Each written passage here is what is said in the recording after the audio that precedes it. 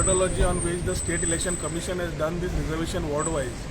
बार्देस तालुका आणि तिसवाडी तालुका खुबशा लोकांचे फोन आयल्या म्हाका दिसता सरकाराकूय फोन आयले आसतले.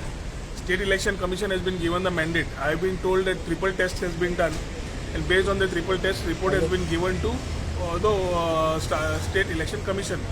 Now I don't know the methodology on how ward-wise OBC has been demarcated.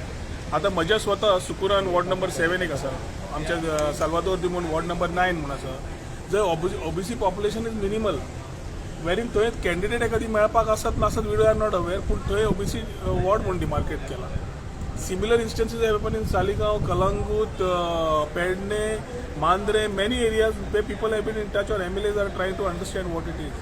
There is a confusion. कित्याक ओबीसी करता आसतना जेन्ना ट्रिपल टेस्ट केला ती पर्सेंटेज घेवन त्या वॉर्डान थंय ओबीसी दिवप हें मान्य आसा आनी जावपाकूय जाय, where OBC gets truly a representation.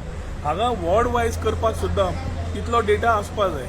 So I don't know where things have gone wrong. I think the state election commission, to rule out any injustice, has to look at a corrigendum to ensure free and fair elections for everybody.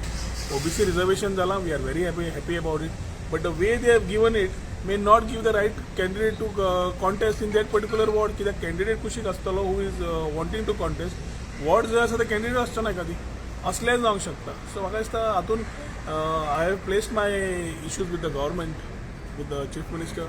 But म्हाका दिसता it is very important for us to ensure that free and fair elections take place, and this type of issues need to be tackled so that फाल्यां जेन्ना सरकारान काडून state election कमिशनाक handle करपाक दिल्लें आसा, state election कमिशनाची ही जबाबदारी आसता की बारीकसाणेन पळोवपाक, ना की दिल्लो डेटा आपल्या भशेन सॉर्ट आउट केलो आनी घालो, तर रुमान बसून जायना, सातत्यान पळोवचें पडटा. हें म्हजें तरी at least my view about these.